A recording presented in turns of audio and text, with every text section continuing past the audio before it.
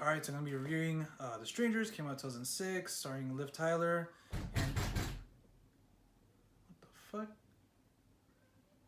Whatever. Anyways, it stars Scott Speedman and all of The Strangers. Pray at Night, releasing this Friday. What the fuck is that? Alright, you know what, cameraman? Let's go investigate. What the fuck is this? Hello, who's there?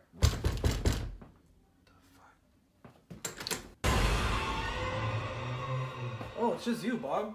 What are you doing here, dude? I'm doing a video. I can't have you do the banging noises in the background, dude. Oh, I forgot I asked you for this. Thanks, man. Peace.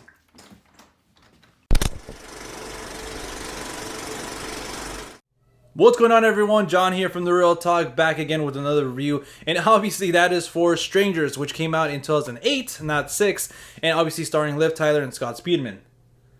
Okay, cool. I think he got the message. But yeah, this movie I'm going to be reviewing in honor of Strangers, not Stranger Things. The Strangers Pray at Night, releasing actually tonight. Tonight's Thursday, but this weekend as well. And specifically, I wanted to review this movie because when I was growing up, and I saw this movie back in 2008. I don't know if I was growing up back then, but I saw it and I was a really big fan of it. I was really a fan of the kind of the horror that wasn't too in your face, and I think that's what this movie, at least for me, does really well. It's kind of subtle horror that creeps you the hell out, and yeah. So I'm hoping that this new one isn't just a cash grab, and it's actually really decent and holds up at least to the degree of this one. I understand The Strangers, it's not a horror movie for everyone. It's not scary. It's not like The Exorcist, or even for me something like Scream back in the day. But I think like Scream, I'm a big fan of this because this can actually happen. You can go somewhere away with someone. It doesn't have to be a significant other,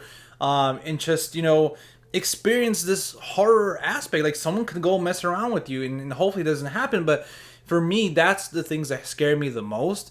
The type of horror that gets to me, that's something that can actually happen. Someone can just throw on a ghost face costume and just go out there and terrorize you, So I think that's what I really gravitated to, knowing that I was a big fan of a Scream, like something like this, Strangers guys with bags over the face or just masks and just creepy, I'm a big fan of that scene. I'll probably have a little clip of it right now where Liv Tyler's just chilling in the kitchen drinking something, I think, and just the guy just comes out behind, and just hangs out there for a bit.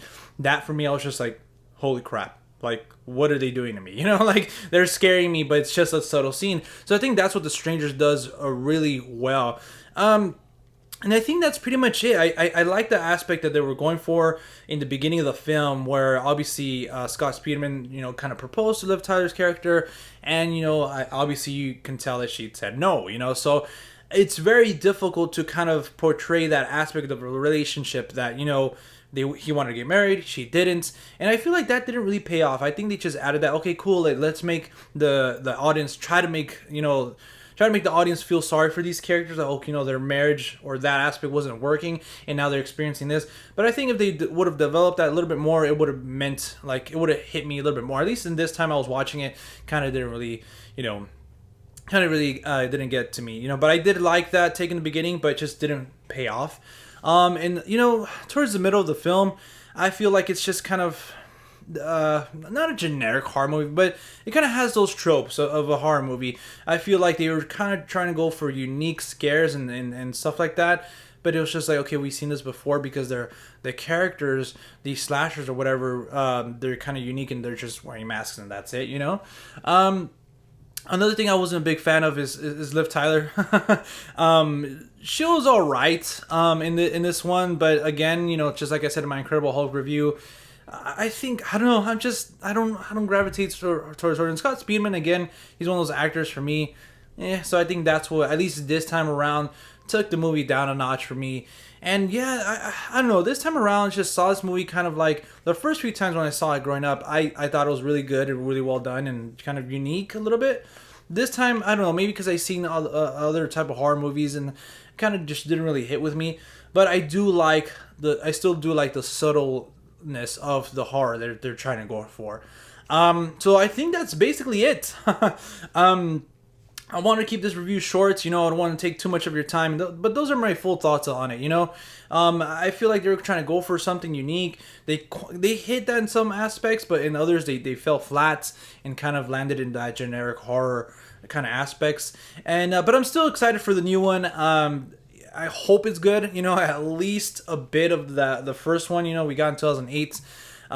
So yeah, guys, with that being said, I have to give The Strangers a 7 out of 10. You know, I was gonna go 6, but you know, I do know what they're trying to go for, like I said, and it's still one of those movies I actually want to buy. I don't own it. I still want to buy it, but it's just this time around, didn't really do it for me. I saw some of the negative things, but I still enjoyed it. But yeah, with that being said, guys, let me know your thoughts on The Strangers in the comment section down below. And if you guys are going to see the new one or not, if you guys are going to skip it. I know there's actually a lot going on this weekend. So I think there's A Wrinkle in Time, Thoroughbreds, Strangers, and I think there's like another one coming on, and also the stuff we had last weekend. So it's pretty packed. We're starting, you know, to get rolling. I think so. Let me know what you're gonna watch this weekend. And as always, if you guys want to catch me outside of YouTube, you guys can at The Real Talk, Talk with 2Ks on Instagram and Twitter. You guys can also follow me on Stardust when I do early reactions there, and not only for movies, for TV shows as well. So until next time, guys, I'll see you at the movies. Peace. Hello, who's there?